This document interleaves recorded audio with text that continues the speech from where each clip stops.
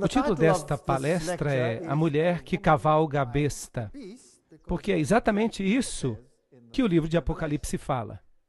Na última palestra que fizemos sobre Apocalipse capítulo 13, nós observamos as diversas questões que dizem respeito ao poder papal e sobre o poder que se levanta da terra, e nós identificamos isso como sendo os Estados Unidos, que forçariam o mundo a aceitar uma legislação favorável à primeira besta. Bem, há um processo que precisa continuar sobre todos os reinos da terra. Agora, Apocalipse capítulo 17 nos dá mais detalhes sobre esta questão. E veio um dos 7 anjos que tinha 7 taças e falou comigo, dizendo, aproxima-te, e eu te mostrarei o julgamento da grande prostituta, palavras fortes, que se senta sobre muitas águas. Aí está uma mulher, ela é uma prostituta, em outras palavras, ela é infiel a Deus. Uma mulher, no sentido bíblico, é uma igreja. E há inúmeros textos no Velho e no Novo Testamento que comprovam isso. Cristo é também o noivo, ele está voltando para buscar a sua esposa, a igreja. Então há aqui esse aspecto da mulher. Então esta grande mulher apóstata, ela se senta sobre muitas águas. E nós sabemos que as águas representam multidões, nações, povos, de acordo com a definição em Apocalipse. E com esta mulher, os reis da terra cometeram fornicação. Isso significa que eles tiveram relações com elas. Relações contrárias àquelas que Deus pretendia. E os habitantes da terra se embebedaram com o vinho da sua fornicação. Isso significa que, se o vinho é o símbolo dos ensinamentos, das doutrinas, então o vinho que embebeda significa doutrina, que confundem a mente. Basicamente, o que o texto está dizendo é que uma igreja apóstata, está no controle da situação. Os reis do mundo têm relações com essa igreja apóstata e eles se embebedam. Eles não conseguem compreender, porque já absorveram essas doutrinas, que são contrárias à Bíblia, porque são doutrinas de prostituição. Então ele me levou em espírito ao deserto, e eu vi uma mulher sentada sobre uma besta escarlate. Aqui temos a cor vermelha, a cor do sacrifício, cheia de nomes de blasfêmia. Então, este é um poder blasfemo. E nós sabemos o que isso significa, pois vimos em Apocalipse capítulo 13. E a Bíblia nos dá pistas que isso significa dizer que você está no lugar de Deus, que você é Deus na terra, que você pode perdoar pecados e que você pode pegar aquilo que se aplica a Cristo e aplicar a si mesmo. Isto é uma blasfêmia.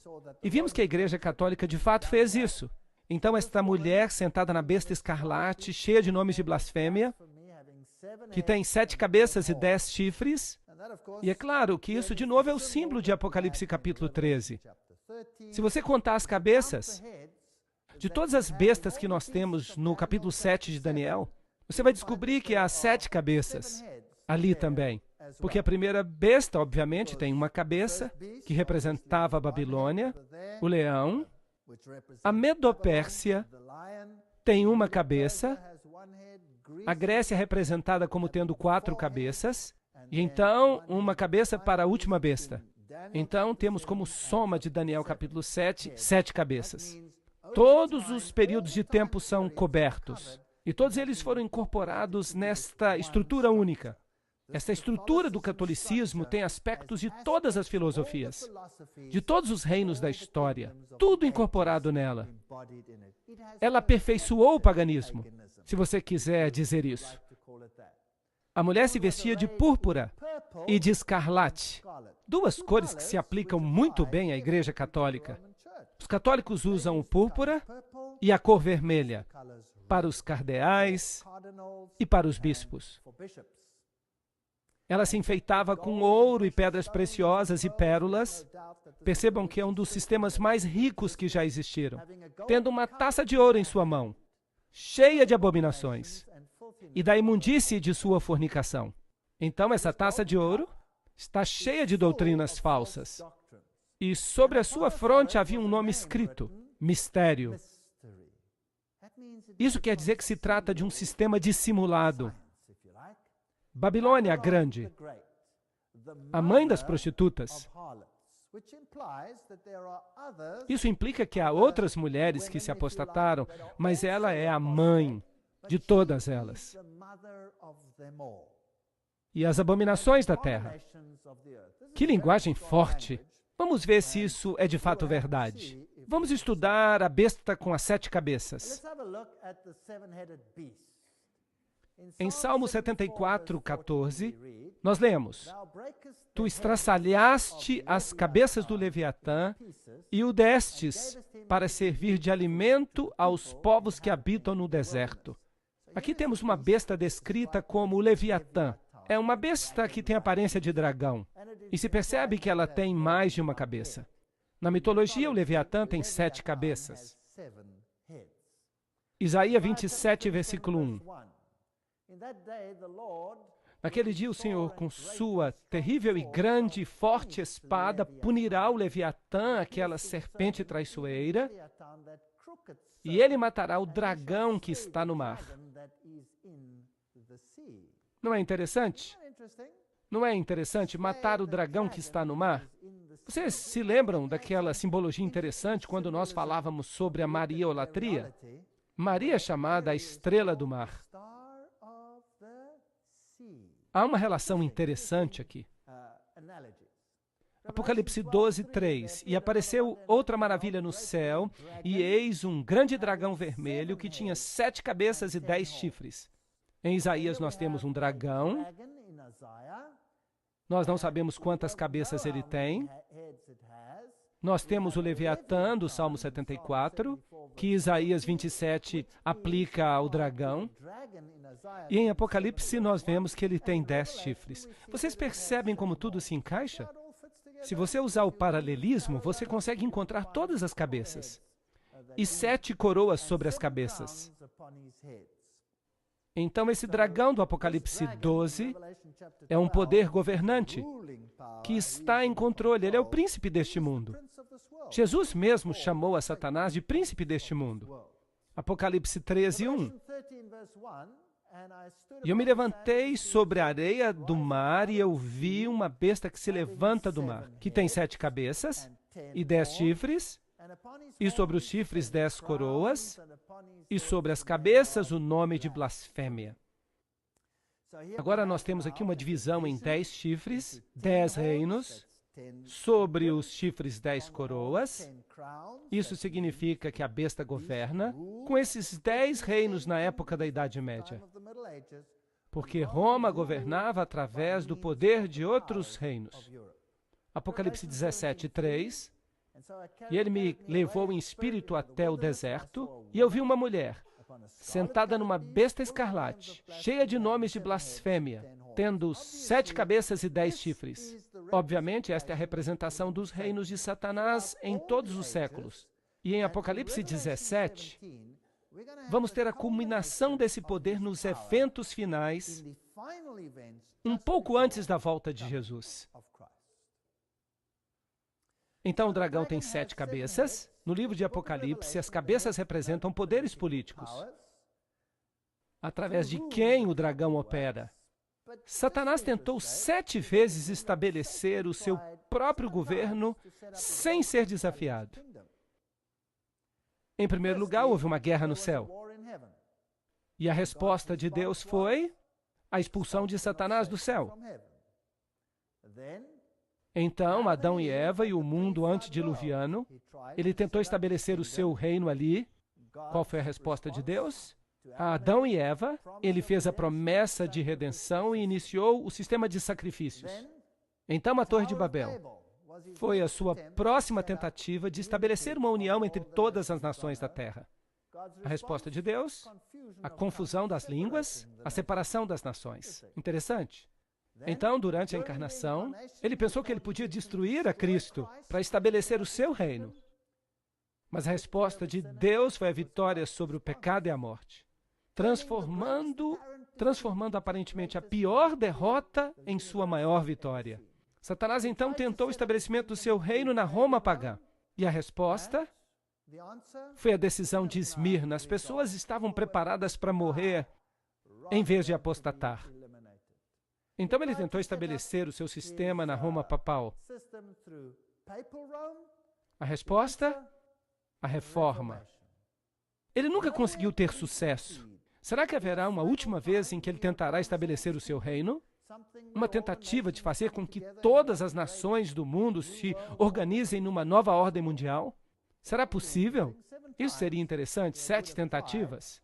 Mas Deus reagiu a isso através do clamor da meia-noite. Esse é o tema de uma das nossas próximas palestras. Um assunto complicado. E Apocalipse 12:3 diz: E apareceu outra maravilha no céu, e eis um grande dragão vermelho, com 7 cabeças e 10 chifres, e 7 coroas sobre as cabeças.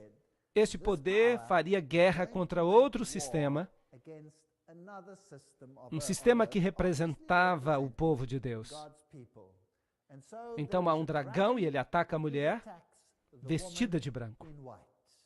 E essa guerra vai continuar até a volta de Jesus. É isso que a Bíblia diz. Então essa criatura, que nós vemos em Apocalipse 13, saiu do mar. Ela nos mostra quais são as características do poder papal. Pois esse sistema tem todas as características do poder do chifre pequeno, em Daniel capítulo 7. Então é o mesmo sistema. E esse sistema tem um componente semelhante ao da Medo-Pérsia, porque tem as patas do urso. Ele tem filosofia grega. Toda a teoria evolucionista, por falar nisso, veio da filosofia grega. É de lá que vem. Esse sistema tem um componente grego. Há aqui um componente babilônico. Eu poderia gastar uma palestra inteira mostrando a comparação entre a religião babilônica e o catolicismo. Há uma palestra intitulada O Vinho de Babilônia, que você pode ler se você quiser. E tem os 10 chifres que representam esse poder final que eventualmente controlaria o mundo inteiro. Então, cabeças de leão com 10 chifres.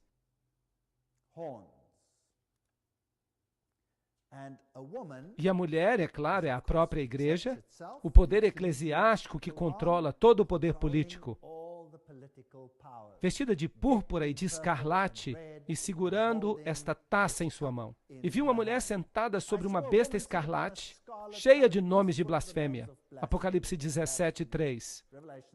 E aqui a púrpura e a escarlate, o ouro, as pedras preciosas. A Igreja Católica é a igreja mais rica do mundo.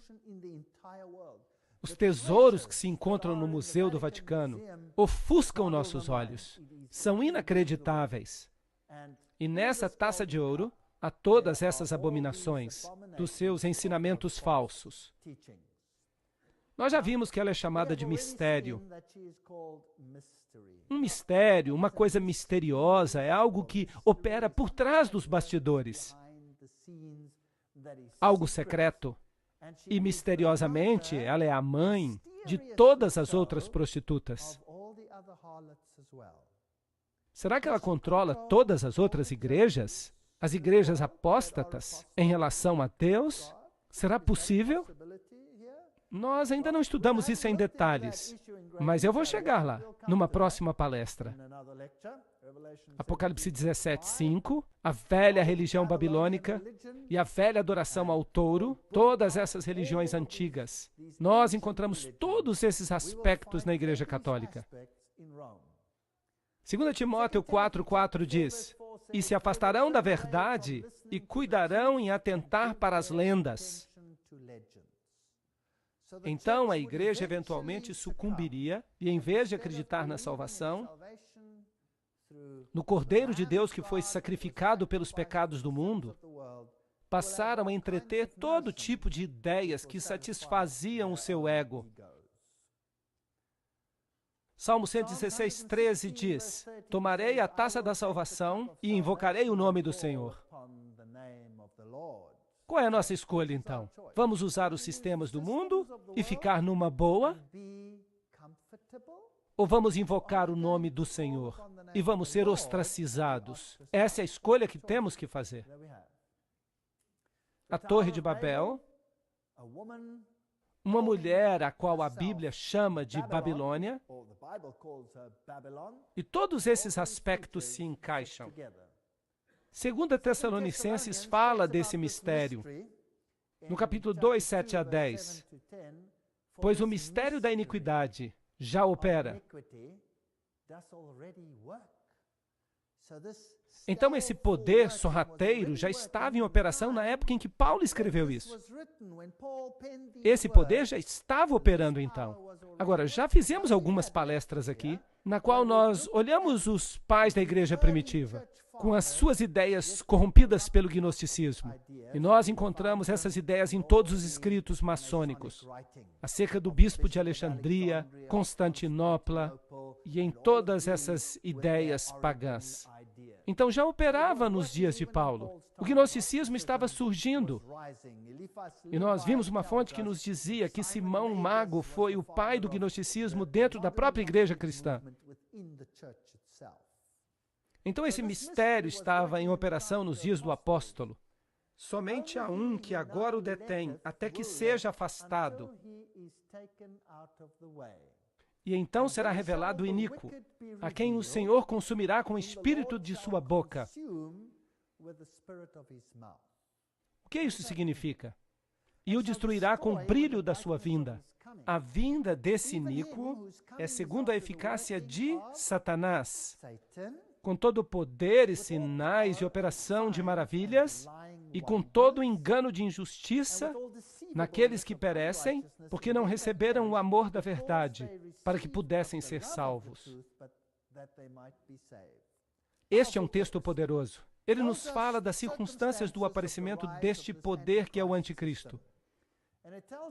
E nos informa que alguma coisa o detinha. Então nós podemos ler: aquele que o detém será tirado do caminho, e então o iníquo será revelado. Então alguma coisa o detém, este sistema que já estava em operação nos dias de Paulo. Então algo seria tirado para que esse poder pudesse surgir e realizaria operação de maravilhas, milagres, engano, injustiça, enganando o mundo inteiro, tirando o amor da verdade das pessoas. Vamos olhar esta referência tremenda nos escritos de Paulo, com respeito ao homem do pecado. Ora, irmãos, quanto à vinda de nosso Senhor Jesus Cristo e à nossa reunião com Ele, rogamo-vos que não vos demovais facilmente do vosso modo de pensar, nem vos perturbeis, quer por espírito, quer por palavra, quer por epístola, como se procedesse de nós, como se o dia de Cristo já tivesse chegado. Jesus ainda não tinha voltado. O verso diz que Jesus ainda não está aqui. Diferentemente do que alguns dizem, Ele ainda não veio. Ainda não veio. Ninguém de maneira alguma vos engane, pois isto não acontecerá sem que antes venha a apostasia e se manifeste o homem do pecado.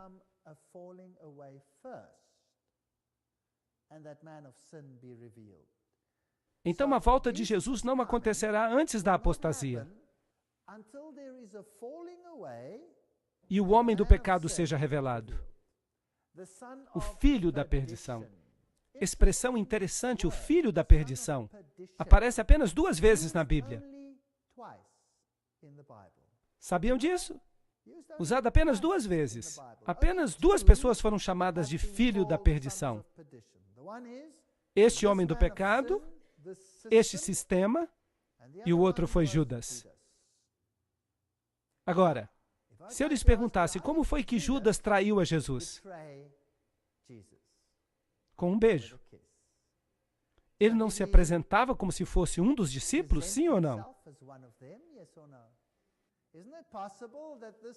Não é então possível que esse sistema também se apresente como um dos representantes de Cristo? e então trai a todos nós com um beijo. Não é possível? Ele se opõe e se levanta contra tudo o que se chama Deus ou é objeto de culto, de sorte que se assentará como Deus no templo de Deus, querendo parecer Deus. E nós vimos que o papado fez isso. E este é o espírito do anticristo, do qual nós ouvimos que viria. E ele já está no mundo, 1 João 4:3. Então esse poder já operava na época de João, na época dos apóstolos. Isso não é um poder que vai vir no futuro, como muitos dizem. É isso que o futurismo ensina. As pessoas fora da igreja. E Paulo continua. Não vos lembrais de que estas coisas vos dizia quando ainda estava convosco? E agora vós sabeis o que o detém, para que o seu próprio tempo seja manifestado. Paulo está dizendo aqui, eu lhes disse que alguma coisa estaria detendo o anticristo, impedindo que ele se desenvolvesse. E vocês sabem o que é. Pois já o mistério da injustiça opera. Somente há um que agora o detém até que seja afastado. A versão BBE afirma que há um que detém o mal até ser tirado do caminho. Alguma coisa o detinha, impedindo que esse poder se levantasse. E quando este algo é tirado do caminho, então virá o anticristo. Então será revelado o iníquo, a quem o Senhor desfará pelo sopro da sua boca e aniquilará pelo esplendor da sua vinda. Então Deus há de combater esse sistema com a palavra de Deus e o destruirá finalmente, por ocasião da sua vinda. É uma promessa. A vinda desse iníquo é segundo a eficácia de Satanás. E então temos esta passagem de novo, de como ele opera. Então, quando virá este anticristo? Paulo lhes disse que algo detinha. Nós ainda não temos os fatos acerca do que era. O livro de H. Grattan Guinness, Romanismo e a Reforma, nos diz. Aqui temos um ponto no qual Paulo afirma a existência do conhecimento na igreja cristã. Ele diz que a igreja primitiva sabia o que o detinha. A igreja primitiva nos diz o que ela sabia sobre o assunto. E ninguém nesses dias pode estar em posição de contrariar o seu testemunho, o que Paulo apenas verbalmente havia contado aos Tessalonicenses. Hoje em dia nós ficamos fazendo suposições. O que é que o detinha? É o Espírito Santo? É isso? É aquilo? Não, nós não sabemos. Paulo foi quem disse para eles o que é que o detinha. Por isso, só a antiga tradição pode ter autoridade para revelar isso. A especulação moderna é definitivamente uma impertinência com respeito a este assunto. Será que os cristãos primitivos podem nos dizer o que Paulo contou para eles que estava detendo o anticristo? Tertuliano, no seu livro sobre a ressurreição, nos capítulos 24 e 25, escrito no ano 200 depois de Cristo, diz o seguinte: aquele que o detém deve detê-lo até ser tirado do caminho. Que obstáculo havia senão o Estado romano? A apostasia do qual, ao ser dividido em 10 reinos, há de introduzir o anticristo. Interessante. Essa é a compreensão da igreja cristã primitiva, que quando Roma finalmente entrasse em colapso, então viria o anticristo. Era nisso que criam. Vamos continuar.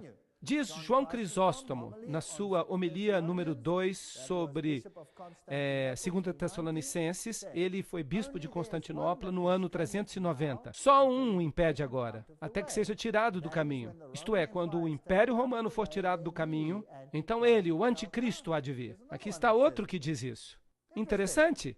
Paulo diz que o poder já operava naquela época, e que mais cedo ou mais tarde ele se levantaria. Havia algo que o impedia, mas quando ele se fosse, eu lhes disse o que era. Então ele se levantaria. Aqui está Edward Elliot, no comentário sobre Apocalipse, que diz: nós temos o testemunho unânime, nós temos testemunho confirmador dos primeiros pais, desde Irineu, o discípulo de São João, até Crisóstomo e Jerônimo, com respeito ao fato de que era compreendido que se tratava do império que governava e residia em Roma. Era isso que tinha que ser tirado do caminho. Grayton Guinness diz, enquanto os Césares tinham poder imperial, era impossível para o anticristo previsto se levantar. Mas na queda dos Césares, ele se levantaria. Isso faz sentido, as profecias bíblicas fazem sentido. A profecia dos 1260 dias faz sentido se você olhá-la desta perspectiva. E enquanto os Césares mantinham o poder imperial, era impossível para o anticristo predito se levantar. Mas na queda dos Césares, ele se levantaria. Romanismo e reforma. Há inúmeras fontes que dizem isso. Paulo não identificou o poder que o detinha, embora soubesse que era Roma, com medo de represálias. Lembrem-se que a igreja cristã estava sob a perseguição de Roma. Então Paulo lhes escreveu uma epístola e disse, o que eu lhes disse pessoalmente, vocês sabem o que é. Isso primeiro precisa acontecer. Então não saiam por aí ensinando todo tipo de doutrina. Nós estamos esperando a queda, a apostasia, o homem do pecado. O obstáculo precisa ser removido. O homem do pecado se levantará e então governará esta terra. E somente então, eventualmente, Cristo virá. E ele destruirá esse poder quando ele voltar. Esta é a versão bíblica. 1 Timóteo 3,16 diz, e sem grande controvérsia é o mistério da piedade. Deus se manifestou na carne. Notaram isso? Deus se manifestou na carne. Não vamos mudar isso. Justificado no Espírito, visto pelos anjos, pregado aos gentios, crido no mundo, recebido na glória. Este é o único mistério do cristianismo, não há outro mistério. Nós nunca compreenderemos como Deus do universo podia ter se tornado homem por nós, morrido por nós.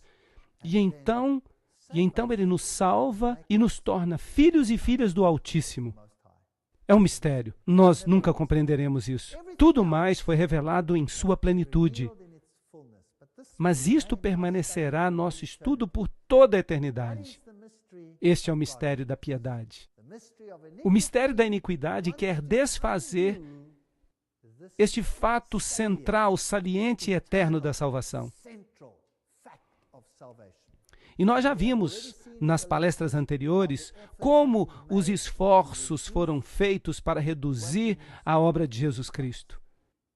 E quão minuciosas as sociedades secretas, a antiga religião de Babilônia, através do cabalismo, do gnosticismo, como elas removeram a Jesus Cristo como divindade que salva e o substituiu com seu próprio poder. Nós vimos as sociedades secretas do islamismo, nós vimos o que o Corão ensina, que Jesus não era o Filho de Deus, que ele nunca morreu, que seu sangue não foi derramado por nós, ele foi removido e espiritualizado. Dizem que ele nunca veio em carne. Tudo isso, nós vimos que isto é a própria doutrina central do catolicismo hoje e a teologia da Vulgata. Os templários, o Rosa Cruz, os jesuítas, a maçonaria, todos eles têm essa doutrina central. Duas doutrinas no mundo, não 100, não 200, não 300, duas doutrinas apenas no mundo, mas usando roupagem diferente, tudo controlado por um poder. Vocês acham inacreditável? Lembram-se da história de Bel? Nós falamos sobre ela aqui, o Templo de Bel, onde nós vimos uma mulher com uma mini saia. Vocês pensavam que a mini saia era algo recente? Não, a mini saia é velha. Ali está ela. E esta moça eu não sei se ela era uma moça do dia ou da noite, mas esta moça com uma taça de ouro na mão representa a adoração a Baal. E Fides, que fascinante. E Fides, que fascinante, na cidade do Vaticano, Fides. Nós vimos que isso é interessante. Tem o significado de a adoração da deusa. Os iniciados, aqueles que estavam por dentro, eram os Fides. E nós não saberíamos o que isso significa se não tivéssemos uma boa citação de Albert G. Mackay, grau 33 da maçonaria. Ele diz: a mão direita, ao longo dos séculos, sempre foi considerada um emblema de fidelidade. E nossos antigos irmãos adoravam a Deus sob o nome de Fides. Fides, ou fidelidade, que às vezes era representada por duas mãos destras juntas, que é o que também a maçonaria faz. E às vezes por duas figuras humanas, segurando uma outra pela mão direita. Numa foi o primeiro a erigir um altar a Fides, sob o nome de a deusa dos juramentos, e honestamente foi adorada. Os juramentos feitos em seu nome eram considerados mais invioláveis do que quaisquer outros. Isso é um mistério. Nós estamos mostrando um lado. Aqui está o mistério, ensinando por um lado, mas realmente ensinando por outro lado. Morais e Dogma, página 292. Você se lembra onde nós tínhamos os símbolos secretos? Aqui nós temos o símbolo do Rho e do Ki, que aparece em muitos púlpitos e altares hoje em dia. E o símbolo tem recebido conotações cristãs por parte dos Goim, para os catecúmenos, mas aqui aquele que está por dentro nos diz que representa o cajado de Osíris. Então é a representação do membro masculino que se encontra num barco. E ele também nos conta que vários outros símbolos que nós já vimos aqui são símbolos pagãos. A letra tal e esta cruz aqui e as suásticas, de um jeito ou de outro, e as estrelas de Davi. E então esta declaração interessante: as vestes do sacerdote de Horus eram cobertas com essas cruzes, e então você tem a cruz maltesa. E eu lhes mostrei que o papado tem esta cruz em sua roupa, e os bispos a usam também. Estes são sacerdotes de Horus. Aí está o mistério. Você tem que olhar por trás dos bastidores para descobrir. E o capuz que eles usam sobre a cabeça, que hoje parece que representa de fato a cabeça de peixe do deus Dagon, que significa Dagon, Deus peixe. Então a cabeça do peixe, mais tarde, a capa foi removida, a capa do peixe foi substituída por um casaco vermelho, ou um casaco púrpura, ou de outra cor, mas o capuz com a cabeça aberta do peixe em cima permaneceu. Ali está um relevo de Babilônia. No Museu de Pérgamo, você vê o peixe com a boca aberta, o capuz sobre a cabeça dos sacerdotes de Babilônia, e ali eles têm baldes de água, e também têm pequenos ramos de sopo que eles colocam e o usam para aspergir água. E é isso mesmo que o Papa faz. Os bispos saem andando com água benta. O Papa tem um ramo de sopo e ele faz aspersão nas pessoas. Esse é um ritual babilônico. Esta é a purificação por meio de Babel. Bab, portão. El, Deus. Babel, portão dos deuses. Jesus diz: eu sou a porta, eu sou o portão. Jesus é o portal. Só há um caminho para o céu, e é o nosso reconhecimento da nossa pecaminosidade e a aceitação do sacrifício vicário do Filho de Deus que morreu por nós. Este é o único caminho para a salvação. Mas Babel diz: não, nós temos um outro portal para Deus. Essa é uma história fascinante. Vamos estudá-la com mais detalhes numa próxima palestra. Vocês sabem quantos Babs existem hoje no mundo? Sim, eles se chamam de Bab. Sibab, Baab. Vários nomes. Há muitos Babs lá fora. É melhor nós termos cuidado com esses Babs. Mas só há um Bab que leva a Deus, e esse é Jesus. Só uma porta, só um portal. Mas ele tem outra forma de purificação. Jesus diz: eu lhes aspergirei com hisopo. O papado diz: não, eu vou fazer isso. Você será salvo pelo sistema e não de outra forma. As duas ideologias colidem. Era preciso ajoelhar-se diante dos sacerdotes, beijar suas sandálias, beijar seu anel. Isso é paganismo. Aí está o sinal de Shamash que você encontra por toda parte no mundo hoje em dia. É inacreditável onde você encontra os sinais de Shamash. Os gnósticos fundados por Simão Mago, que de acordo com Eliphas Levis se tornou feiticeiro de Nero, em História da Magia, página 189. Essas são fontes muito importantes. Levis. As pessoas gostam de ter esse nome na sua etiqueta.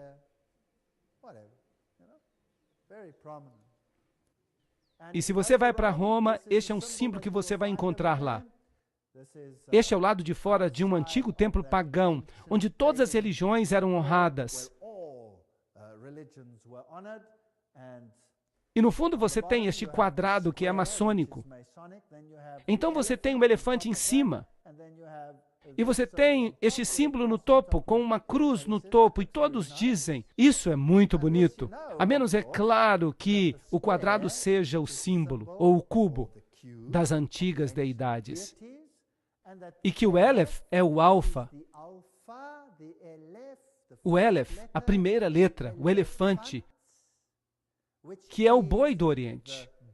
Assim, no hinduísmo, eles ainda têm o Aleph como símbolo do Deus Sol. A primeira letra em hebraico representa o boi, e sobre ele, o pedaço que falta de Osíris. E em cima de tudo isso, tal. Então você tem toda a catástrofe da adoração pagã neste símbolo aqui no catolicismo. E carmesim e púrpura são as cores. Não é fascinante que eles creem que nós temos o conhecimento do bem e do mal? Então você vai perceber que o Papa sempre se veste de branco. Ele representa o lado branco, o lado de Lúcifer. E o seu ajudante, seu coadjuvante, se você prefere, aquele que é o ditador militar de tudo isso, vai usar que cor? Preto. Portanto, o chefe da ordem dos jesuítas sempre usa preto, para que você tenha os dois lados do conhecimento do bem e do mal. E a mulher se vestiu de púrpura e escarlate, e se enfeitou com ouro e pedras preciosas e pérolas, tendo uma taça de ouro na mão, cheia das abominações e da imundícia de sua fornicação. Que linguagem forte! Se você pega a coroa papal, a tríplice coroa papal, que vem da Medo-Pérsia, se você pegasse apenas essa coroa e a vendesse, você pagaria toda a dívida externa dos Estados Unidos. E os sacerdotes que oficiam, eles têm as mesmas cores, e é claro que aqui eles celebram uma missa, que é o sacrifício literal de Jesus Cristo, repetidas vezes.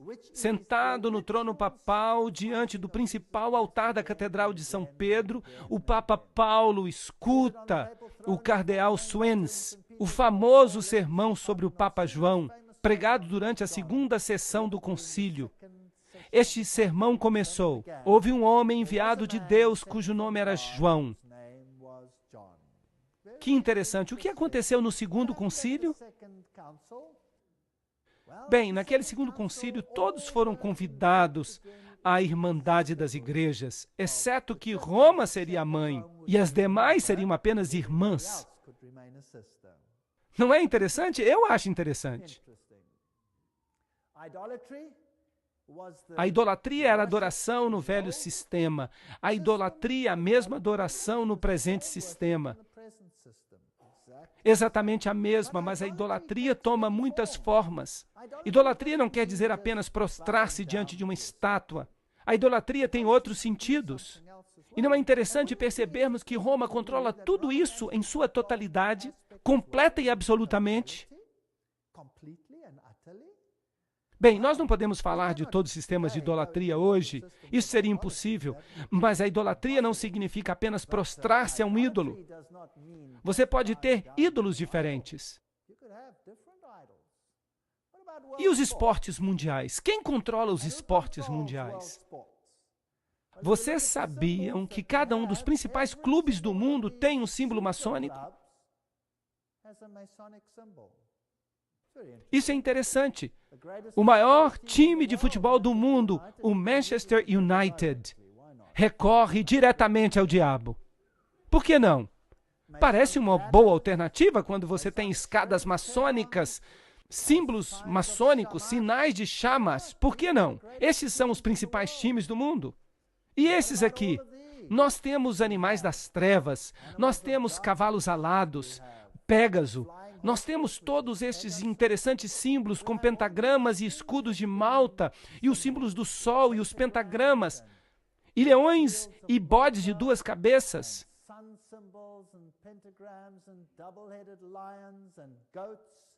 Todos são símbolos. E a flor de lis. Você diz o nome e você encontra. O M da maçonaria, as âncoras maçônicas. Você tem tudo. Dedos maçônicos, caveiras e ossos. E Titã é de fato o nome grego de Satanás.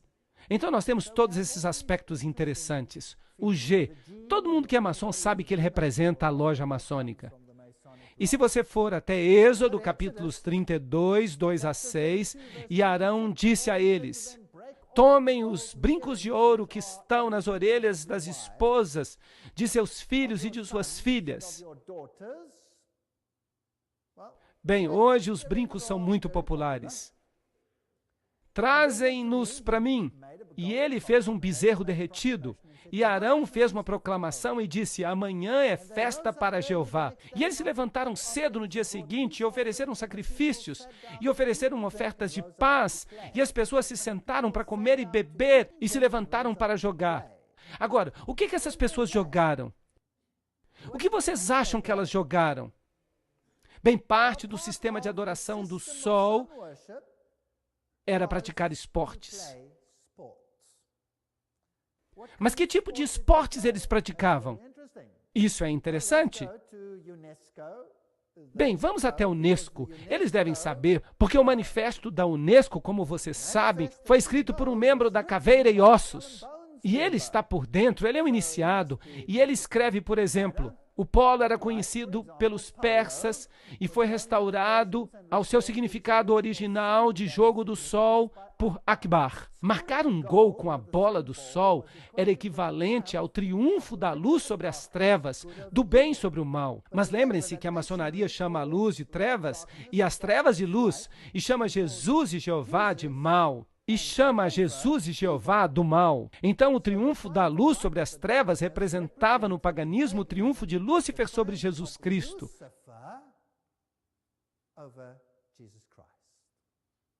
Assim, o triunfo da luz sobre as trevas, do bem sobre o mal. A bola é um símbolo do sol em todos os esportes, como futebol, hóquei, basquete e cricket. O beisebol se relaciona com o sol na forma de um relógio de sol. E o padrão do campo, bem como em suas regras e na forma de contar os pontos. Como todos os esportes, o beisebol também incorpora os ciclos sazonais do sol. Da mesma forma que nos concursos cerimoniais antigos, que faziam parte dos ritos de fertilidade. Então, se você não consegue trazê-los para a igreja, traga-os para os locais esportivos. Não é interessante? E na igreja você vê os braços assim, e nos locais esportivos você também vê os braços assim. Os hinos são cantados na igreja, e os hinos de uma natureza diferente são cantados lá. É fascinante. Quem se importa desde que haja culto? A história suméria de Gilgamesh, inscrita em tabletes cuneiformes, narra como equipamento de esporte, um bastão e um anel ou uma bola, que Gilgamesh tinha esculpido de uma árvore que ele havia arrancado, caíram no submundo quando ele começou a oprimir o povo com repetidas competições atléticas. E como, eventualmente, foi o próprio Deus Sol que abriu um buraco no chão para recuperá-los. Então, se você tem um bastão e se você tem uma bola, se você pega o bastão e coloca a bola no buraco, esse é o símbolo. Ele tem um significado mais profundo do que nós imaginamos. É um significado e tanto, mas esqueçam disso por enquanto. É isso que os golfistas fazem, por exemplo. Vocês sabem, é fascinante. E é com frequência que as pessoas nos dizem que os esportes são bons e fazem bem para os cristãos. Eu não tenho nada contra o esporte. O esporte é uma boa recreação. O esporte é um bom exercício. Há coisas boas que podem acontecer nos esportes. Mas se o esporte se torna uma religião, isso não é um problema?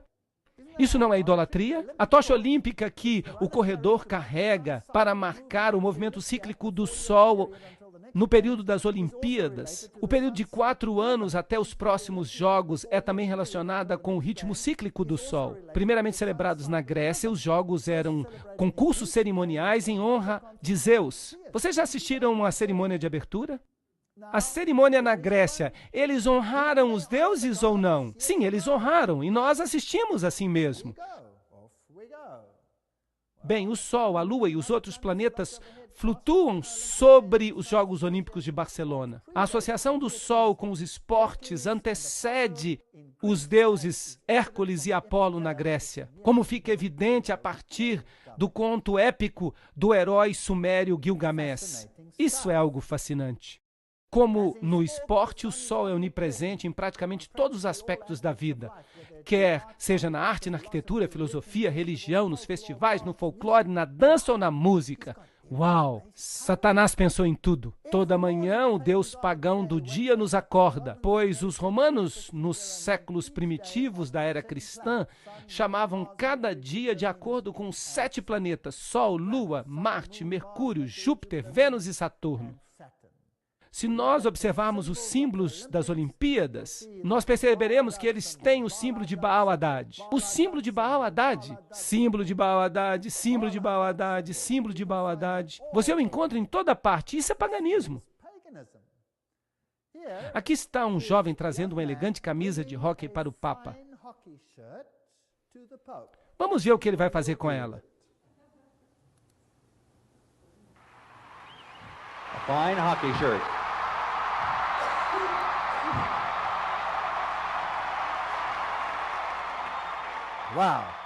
Uau! Agora é uma camisa abençoada.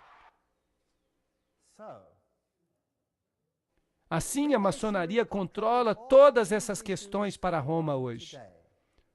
O mundo esportivo, o mundo religioso, isso tudo é fascinante. Eu fico imaginando quanta idolatria está oculta no mistério e quanto a Bíblia quer revelar para nós dessa história maravilhosa de Apocalipse 17. Vamos esperar até a próxima palestra para descobrir.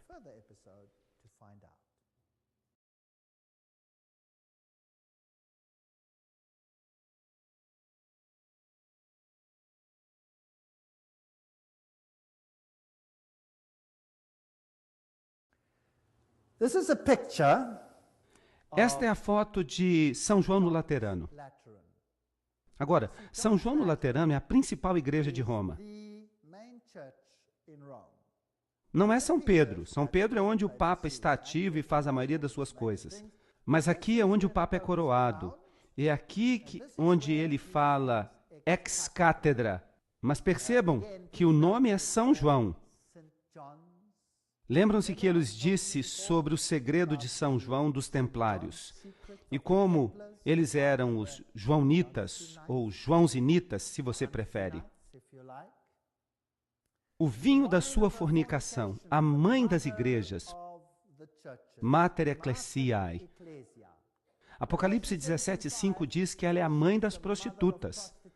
Apocalipse 18:7 diz: eu me sento como rainha, eu não sou uma viúva e eu não lamentarei. E Isaías 47:8 diz: eu sou, está falando de Deus, e não há outro além de mim, e eu nunca serei uma viúva ou sofrerei a perda dos filhos.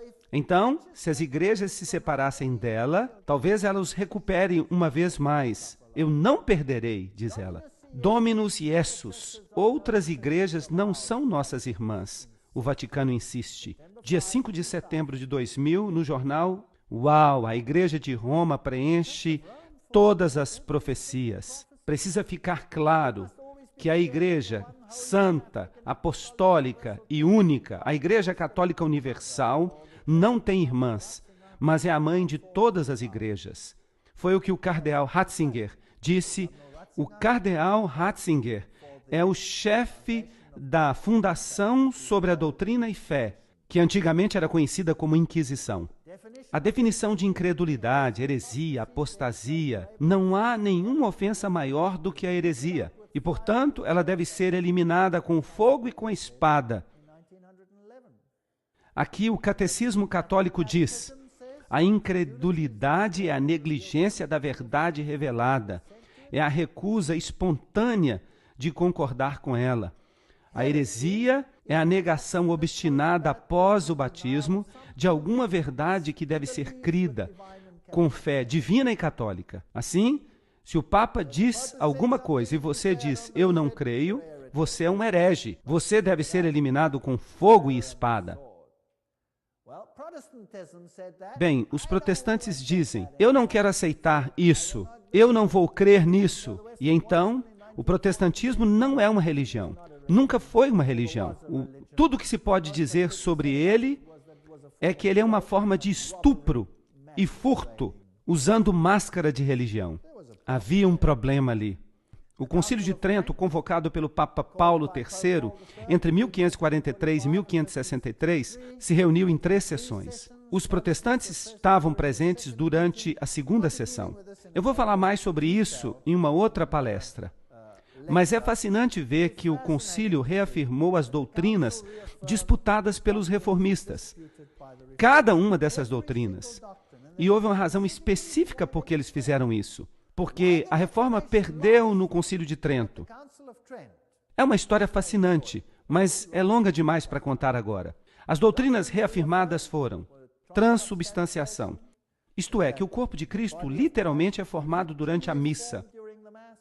As doutrinas reafirmadas foram, primeiro, a transubstanciação, isto é, que o corpo de Cristo era literalmente formado durante a missa. Em segundo lugar, justificação pela fé e obras. Terceiro, a missa medieval. Quarto, os 7 sacramentos. Quinto, o celibato. Sexto, a doutrina do purgatório. E vocês vão perceber que essa doutrina aparece nas versões modernas da Bíblia. 7, as indulgências foram reafirmadas. E o poder papal foi aumentado. Agora, todo o poder residia em um homem. Então, depois do Concílio de Trento, verdadeiramente todo o poder residiu em um homem. E verdadeiramente o Papa representa o homem do pecado. A transgressão da lei. Mas, e se você mudar a lei? Você não apenas a transgride, mas você tem a audácia de mudá-la. Então aqui, nós temos um sistema completo, como a Bíblia diz que seria. Transubstanciação. A maravilhosa dignidade dos sacerdotes em suas mãos, como no ventre da bendita Virgem Maria, o Filho de Deus se torna encarnado. Vejam o poder do sacerdote. A língua do sacerdote é capaz de criar Deus de um pedaço de pão. E isso é maior do que criar o mundo. Vejam que eles se sentem muito bem com isso. Se qualquer pessoa desejar que no sacramento da Sagrada Eucaristia estejam contidas verdadeiramente, realmente, substancialmente, o corpo e o sangue, juntos com a alma e a divindade de nosso Senhor Jesus Cristo, e, consequentemente, todo o Cristo, mas diz que ele está ali somente como um sinal, uma figura, uma metáfora, que ele seja anátema. Aí está o problema. Eu não vou concordar com isso, porque Jesus Cristo foi sacrificado, porque por um sacrifício ele aperfeiçoou para sempre a todos aqueles que são santos. Hebreus 10, 14. Então eu tenho um problema com esta declaração, de que quando nós celebramos a missa no sentido católico romano, isso não significa lembrar o Senhor até que ele volte, mas é o vinho da sua fornicação, certo ou errado? E aqui está o que ele faz. Ele prega Jesus Cristo na cruz para sempre. Jesus fica lá por todo sempre. Ele é crucificado várias vezes. Ele é crucificado várias vezes. É por isso que o seu símbolo também é o crucifixo. Porque é lá que eles querem que Jesus fique, na cruz. Mas o meu Jesus não está mais na cruz. Ele está no céu e ele vai voltar como Rei dos Reis e Senhor dos Senhores. Lembram-se da questão do perdão dos pecados? Em Lucas 5:21, blasfêmia. Se você diz que um homem pode perdoar pecados, perdão dos pecados, o Filho do Homem tem autoridade sobre a terra para perdoar pecados. Ele disse ao paralítico, eu te digo, levanta-te, toma a tua cama e vai para a tua casa. Jesus provou que ele tinha essa autoridade. Mas o sacerdote tem o poder das chaves, ou o poder de libertar os pecadores do inferno, ou de torná-los dignos do paraíso e de transformá-los de escravos de Satanás em filhos de Deus. E o próprio Deus é obrigado a aceitar a decisão dos seus sacerdotes de perdoar ou não perdoar. Essas são doutrinas de vinho da fornicação. Maria como a mediatriz, e agora Jesus desaparece. Em 1854, o Papa Pio IX declarou que Maria era imaculada.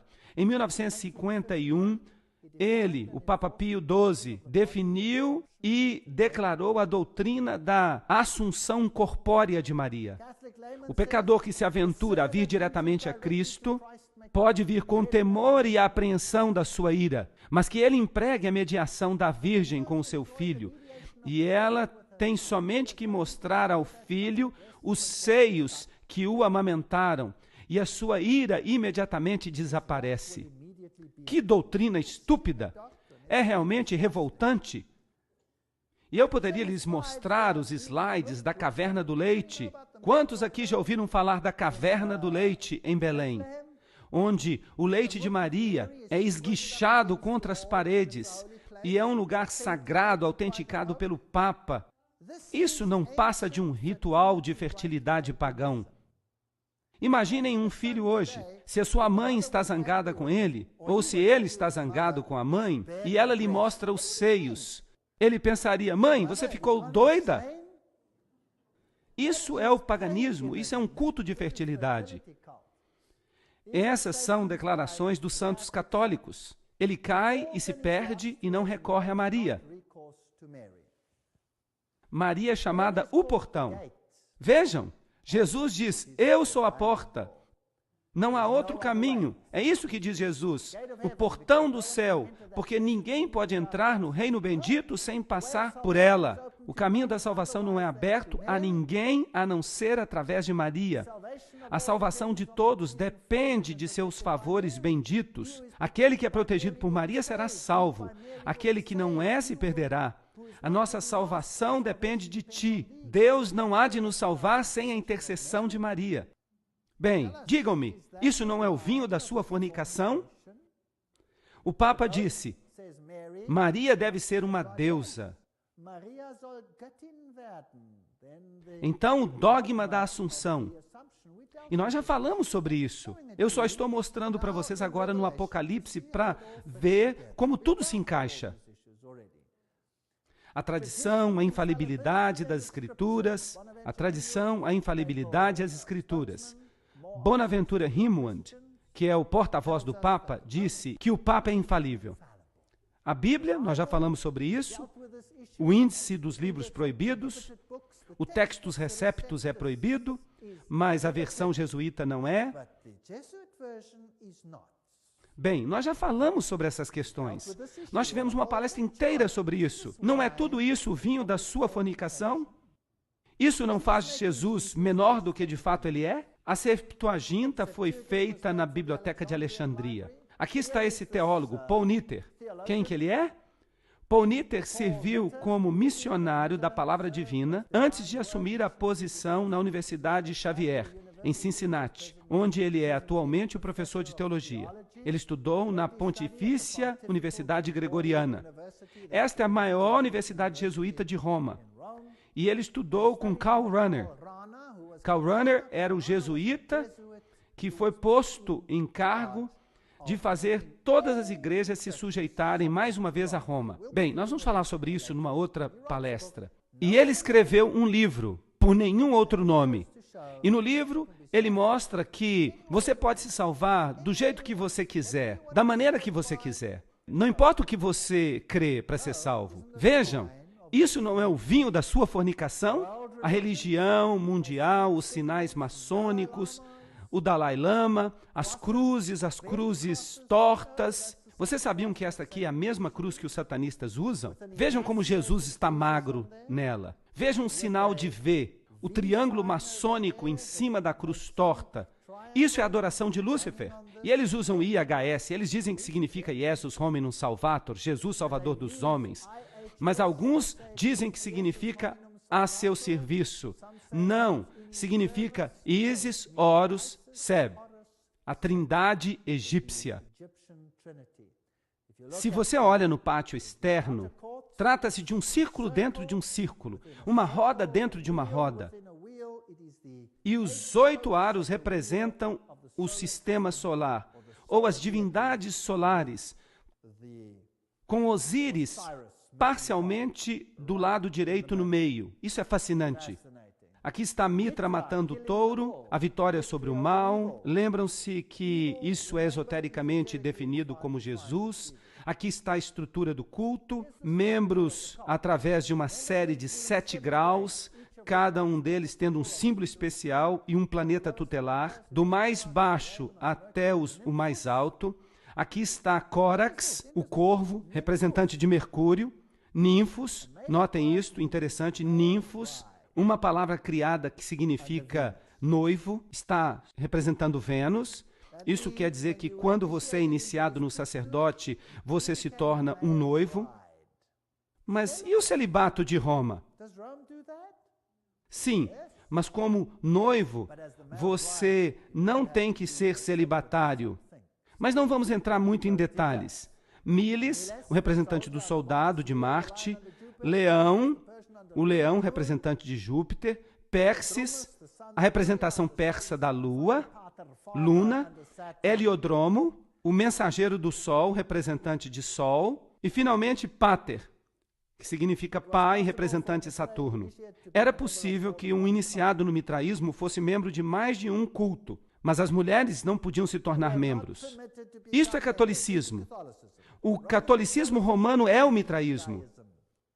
Este é o aspecto persa do culto. Aqui está o braço oculto, estes são os bispos que perambulam, eles controlam o ocultismo no mundo, os segredos mais profundos do oculto, todas as coisas para todos os homens. Ali o Papa recebe o tilak, ele recebe o bindi, a marca vermelha na fronte, que é o sinal de Siva, e Siva é Lúcifer. E aqui ele beija o Corão, todas as coisas para todos os homens. A Bíblia diz em Apocalipse 17:2, com quem os reis da terra cometerão fornicação. E aqui estão todos eles, da queda, na frente do Papa. Nós olhamos para os reis da terra que criaram pânico neste planeta. E eles têm negócios com o papado. Vejamos Gorbachev com o papado. Aqui há ditadores com o papado. Tudo faz parte do mesmo pacote. Por que eles sempre usam preto quando eles visitam o Papa? Porque eles têm que refletir os dois lados da história maçônica, o conhecimento do bem e do mal. A rainha dos Bilderbergers, o príncipe Philip, nós temos muita coisa interessante a dizer sobre ele. O príncipe Charles usando preto e o Papa usando branco. E aqui nós temos os equivalentes no mundo islâmico. Gravata preta, pelo menos. Estão vestindo também meias pretas. Aqui está Margaret Thatcher, ali está Carter, os japoneses, a família Bush e a família Blair. Será que os reis deste mundo trabalham com este sistema? Sim ou não? Há outro sistema na Terra que se qualifica como este sistema? Inácio de Loyola, juntos. Se você está pensando em votar, veja esses dois candidatos aqui. Há uma batalha entre este daqui e este de cá. Mas estes dois pertencem ao caveira e ossos. Então, por que nos importarmos com quem vai vencer a próxima eleição? Quem vai se importar? Apocalipse 17:6. E eu vi a mulher bêbada com o sangue dos santos e com o sangue dos mártires de Jesus. Aí está. A noite de Bartolomeu, os valdenses, a guerra dos 30 anos, a guerra dos 100 anos, o derramamento de sangue, Stalin.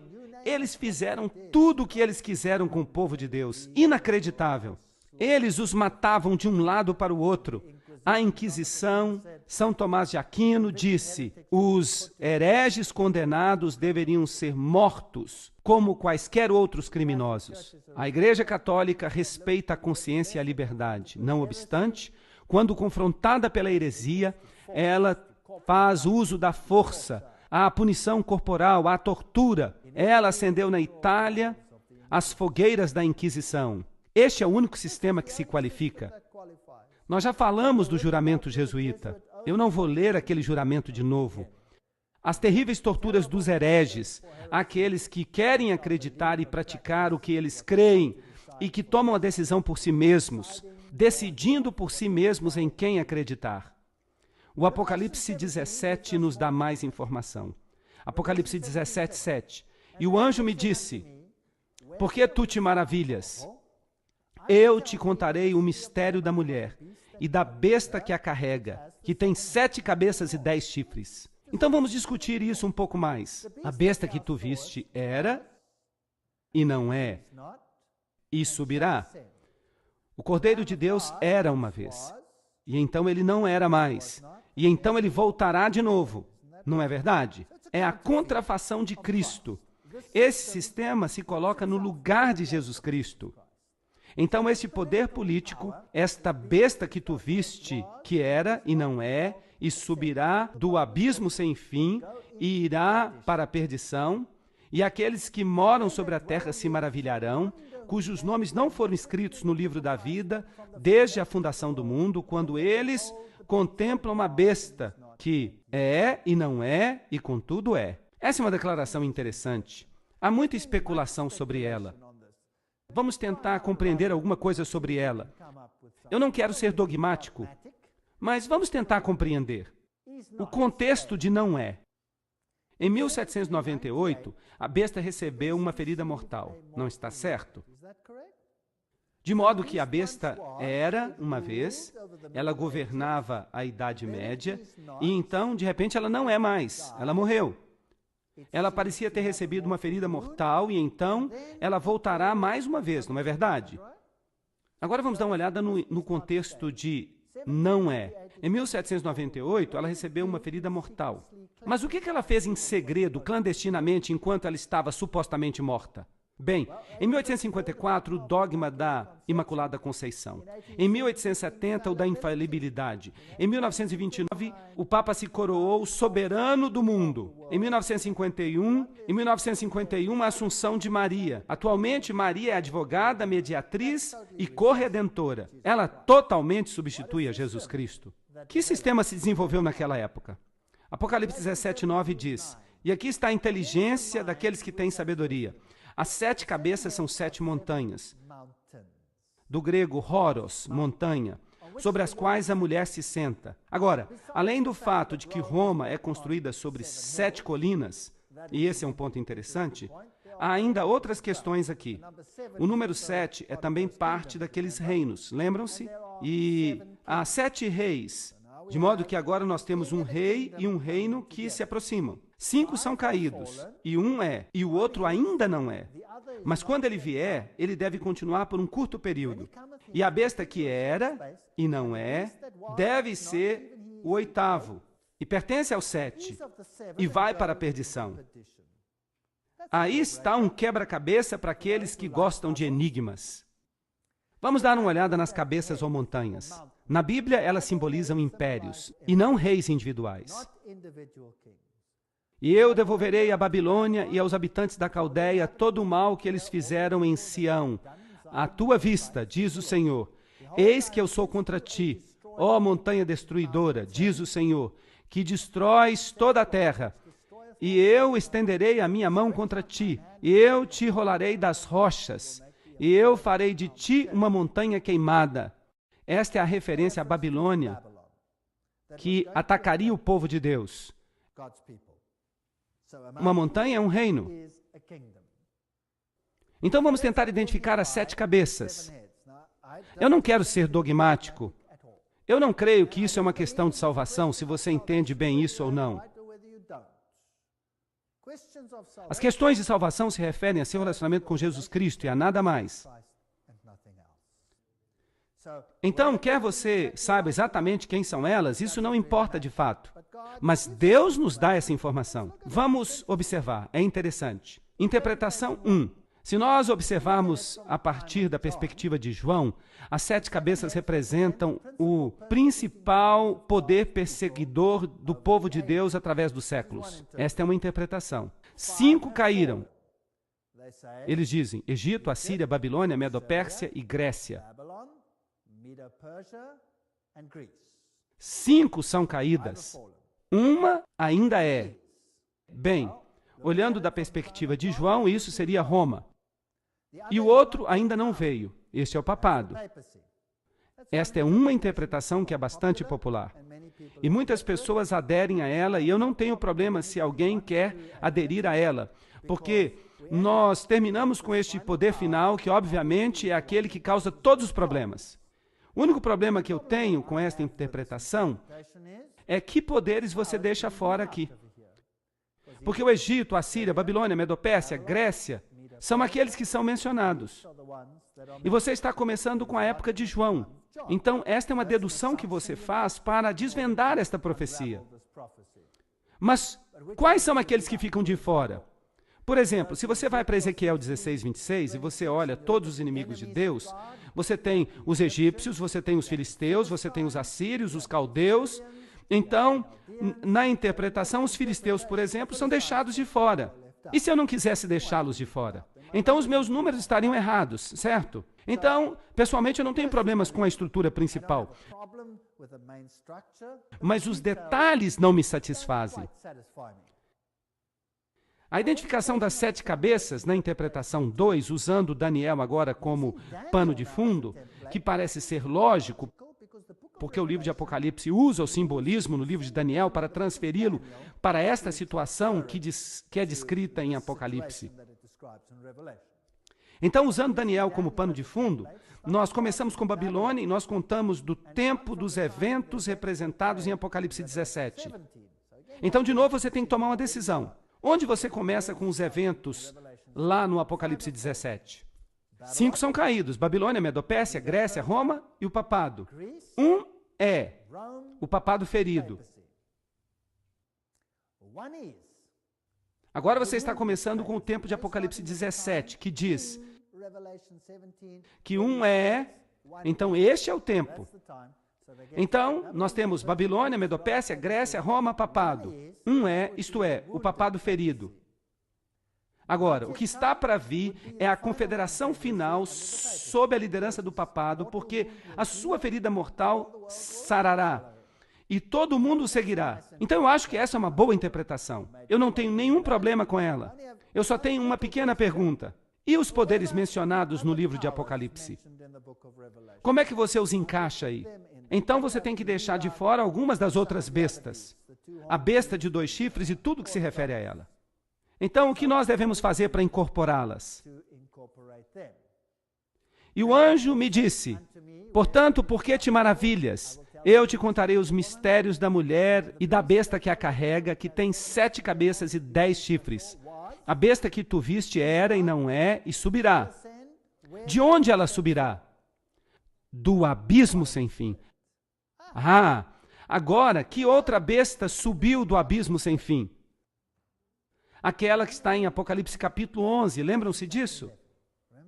Aquela que começa fazendo guerra contra a palavra de Deus, toda a filosofia da Revolução Francesa, tudo aquilo.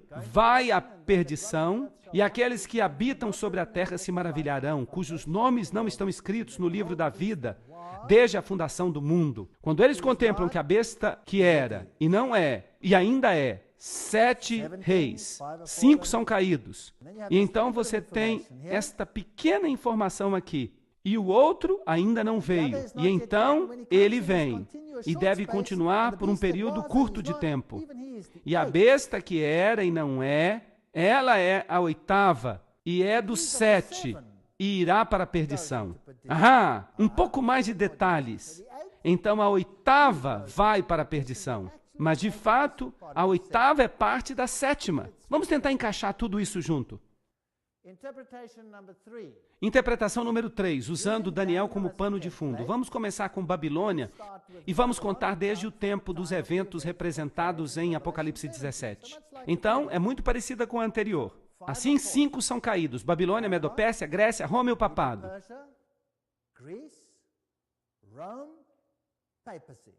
Esse foi o poder religioso político que governou a Idade Média. Aí você começa então com os eventos representados em Apocalipse 17. Um é aparentemente o papado ferido. Ele não é, mas ainda é.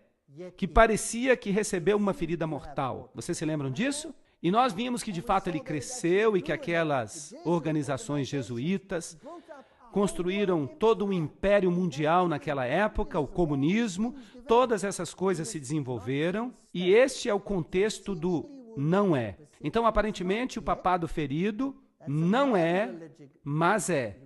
Os poderes políticos religiosos, administrados pelas sociedades secretas do Papa, que se levantaram do abismo sem fim em Apocalipse 11. Foi isso que aconteceu durante a fase do ainda não. Ainda não veio a imagem da besta. Essa confederação político-religiosa que era comandada pela besta que tinha forma de cordeiro. O oitavo pertence ao 7. Isso seria a nova ordem mundial, uma confederação mundial final sob as ordens do Papa. Agora, essa interpretação não é muito diferente da anterior. E quer você goste dessa interpretação ou da anterior, não importa para mim. Pessoalmente eu gosto dessa daqui, mas eu não estou preso a ela. Eu acho que realmente não se importa, desde que no final você chegue ao papado, porque ele se levanta então e ele vai para a perdição. E esta última interpretação para mim inclui todas as imagens que nós temos no livro de Apocalipse. E é isso que eu acho que ela significa. E os 10 chifres que tu viste são 10 reis, que ainda não receberam o reino. Então nós temos aqui o contexto do e nós estamos falando do contexto que não é. E há 10 que ainda não receberam o reino. Isso é futuro. Então o que é que esse número 10 representa? Mas recebem o poder como reis por 1 hora com a besta. Deve haver, então, alguma confederação? Talvez 10 signifique, então, um número completo. Todos os reinos do mundo dando seu poder à besta. Ou talvez signifique outra coisa. Estes estão todos concordes e darão o seu poder e força para a besta. E estes farão guerra com o Cordeiro. Este é o poder perseguidor do fim. E o Cordeiro os vencerá, pois ele é o Senhor dos senhores, o Rei dos reis, e aqueles que estão com eles se chamam escolhidos e fiéis. Aqui nós temos a batalha final que ocorrerá. No dia 17 de setembro de 1973, o Clube de Roma publicou um relatório especial altamente confidencial chamado de Modelo Regionalizado e Adaptativo do Sistema Mundial Global. Coisa fascinante, que foi enviado então às elites para ser implementado. Este documento revela que o clube dividiu o mundo em 10 regiões políticas e econômicas, que são chamadas de reinos. Uma designação que dá até calafrios, bate muito bem com o livro de Apocalipse. Capítulos 13, 1 a 2. Em 1974, os autores do relatório publicaram suas descobertas em um livro, A Humanidade no Vértice da Mudança. Contudo, neste livro, que foi escrito para o grande público, eles deixaram de colocar a palavra reino. E isso vem de uma fonte muito boa. O livro Rota para a Ocupação Global, páginas 193 e 195, de 1992. Então, o mundo está sendo dividido em 10 regiões. Vocês sabiam que ainda há certas monarquias, certas famílias reais no mundo? Esse é um assunto interessante do qual nós vamos falar nas próximas palestras. E ele me disse, as águas que tu viste, onde se senta a prostituta, são povos e multidões e nações e línguas. E os 10 chifres que tu viste sobre a besta, este odiarão a prostituta e a deixarão desolada e nua, e comerão a sua carne e a queimarão com fogo. Então, primeiramente, nós temos os reinos do mundo dando seu poder para a besta, para esse sistema religioso. E então, esse sistema religioso sai e faz guerra contra o povo de Deus. O que acontece a seguir? Alguém tem uma ideia? Deus coloca uma sebe ao redor do seu povo. Ele os protege. Ele os segura na palma da mão, como ele fez no Egito. Mas eles legislam contra eles. Eles não podem comprar, não podem vender, não podem fazer nada. Mas o teu pão e a tua água serão certos. 1000 hão de cair ao teu lado, 10.000 à tua direita, mas tu não serás atingido. Todas as promessas de Deus se aplicam. Eventualmente, eles tentam, em sua ira, exterminar este grupo que se apega às doutrinas contrárias às doutrinas do mundo. E Deus então envia as pragas. E há muito sofrimento na terra. Mas o povo de Deus está protegido. Eventualmente, essas nações percebem que elas foram o quê? Enganadas. E elas se voltam com ódio amargo e agridem e destroem aqueles que tentaram destruir o povo de Deus. É isso que está escrito, é isso que significa. É fascinante. Agora notem, é muito interessante. Eles a queimam com fogo. Qual era a punição no Velho Testamento para uma prostituta que era pega em adultério? Ela era apedrejada até a morte. Mas esta aqui é queimada com fogo. Esta era a punição para a filha de um sacerdote que era pega em prostituição. Sim, ela era queimada. Isso não é interessante? Vejam as analogias. Puxa vida, a Bíblia é um livro fascinante. Alguns podem dizer que foram os homens que escreveram este livro. E eu lhes digo que se isso é verdade, eu vou comer o meu computador. Pois Deus colocou em seu coração a vontade permissiva de Deus, porque esses reis estão perdidos para cumprir a sua vontade, para concordar e para dar o seu reino à besta, até que a palavra de Deus seja cumprida. E a mulher que tu viste é aquela grande cidade que reina sobre os reis da terra. Esta grande Babilônia é controlada pela prostituta de Babilônia. Aproxima-te, e eu te mostrarei o juízo da grande meretriz que se senta sobre muitas águas, com quem os reis da terra cometeram fornicação, e os habitantes da terra se embebedaram com o vinho da sua fornicação. Apocalipse 17, 1 e 2. Aí está o final do assunto.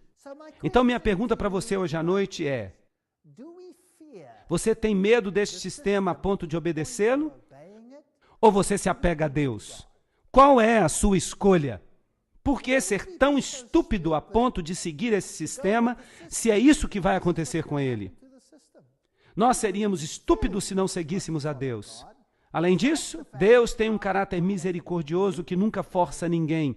Ele apenas apela a nós. Deus é cheio de amor e misericórdia. Ele é gentil. Por que eu seria tão estúpido a ponto de seguir este sistema? Jeremias 50, 24 diz: eu estabeleci um laço para ti, e tu também foste pega, ó Babilônia, e tu não estavas ciente, tu foste encontrada, tu foste pega, porque tu tens combatido contra o Senhor. Essa era a tipologia. O Senhor abriu a sua armadura, o Senhor tomou as suas armas de indignação, pois esta é a obra do Senhor Deus dos exércitos na terra dos caldeus. Vinde contra ela, desde o termo mais distante. Abri seus armazéns, derrubai-a como monturo, destruí-a completamente, que nada seja deixado. Matai os seus touros, que eles desçam até a casa da matança. Ai deles, pois o seu dia é chegado, a hora da sua visitação. Deus há de acabar com aquele sistema. A voz daqueles que fogem e escapam da terra de Babilônia para declarar em Sião a vingança do Senhor nosso Deus, a vingança do seu templo. Invocai os arqueiros contra a Babilônia. Todos aqueles que usam o arco, acampai ao redor dela, que ninguém escape. Ninguém vai escapar. Esta é a tipologia. O final será o antítipo. Recompensai-a de acordo com a sua obra. Os milhões que morreram como consequência de suas ações. Fazei a ela o que ela fez a outros, pois ela foi orgulhosa contra o Senhor, contra o Santo de Israel. Portanto, os seus jovens cairão nas ruas, e os seus guerreiros serão eliminados naquele dia, diz o Senhor. Eis que eu estou contra ti, tu que és a mais orgulhosa, diz o Senhor Deus dos exércitos, porque o teu dia é chegado, a hora em que eu te visitarei. Jeremias 50, 28. Este sistema vai acabar. E os mais orgulhosos tropeçarão e cairão, e ninguém há para levantá-los. E eu acenderei um fogo em suas cidades, e eu devorarei tudo ao seu redor. Isso é impressionante. O seu Redentor é forte. De Judá, os filhos de Judá foram oprimidos. Os filhos de Deus serão oprimidos no final dos tempos. E todos aqueles que os aprisionaram e os prenderam, e se recusaram a deixá-los ir, mas o seu Redentor é forte. Ele é mais forte do que eles. O Senhor dos Exércitos é o seu nome. Ele há de vindicar a sua causa, para que ele possa dar descanso à terra e extirpar os habitantes de Babilônia. A espada virá sobre os caldeus, diz o Senhor, e sobre os habitantes de Babilônia, e sobre os seus príncipes, e sobre os seus sábios, e a sua sabedoria não há de ajudá-los. Isaías 26 diz: Vem, meu povo, entra em tuas câmaras, e fecha as tuas portas por trás de ti. Esconde-te, como se fosse por um pequeno momento, até que a indignação passe. O Senhor vai punir Babilônia, mas vai cuidar do povo de Deus. Pois eis que o Senhor vem do seu lugar para punir os habitantes da terra por sua iniquidade. A terra há de revelar o seu sangue, e não há mais de cobrir os seus mortos. Haverá uma ressurreição, de acordo com Isaías 26, 20 e 11. Naquele dia, o Senhor, com uma grande e ferina espada, punirá Leviatã, aquela serpente torta, e ele matará o dragão que está no mar. Isaías 27, 1. Essa é a história bíblica, a história mais impressionante que já foi revelada na história do mundo. E Apocalipse 19, 1 diz: E depois dessas coisas eu ouvi uma grande voz de muita gente no céu, dizendo: Aleluia! Salvação e glória, e honra e poder ao Senhor nosso Deus. Pois verdadeiros e justos são os seus juízos. Pois ele julgou a grande prostituta que corrompeu a terra com a sua fornicação. E ele vingou o sangue dos seus servos pela mão dela. Isso não é fascinante? Apocalipse 19, 19 diz: Vamos ver o que acontece com ela. Eu vi a besta e os reis da terra e seus inimigos juntos para travar guerra contra ele, que se senta sobre o cavalo, e contra o seu exército. E a besta, o catolicismo, ela foi tomada, e com ela o falso profeta. Triste. Quem é esse? Bem, vamos ter que esperar outro episódio, que realizava milagres diante dela. Bem, eu posso lhe dizer quem era esse. Quem é que realizava milagres diante dela? Era o mundo protestante, era os Estados Unidos.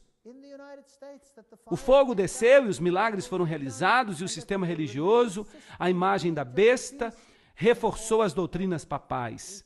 Nós já falamos sobre isso, e nós vamos continuar a falar.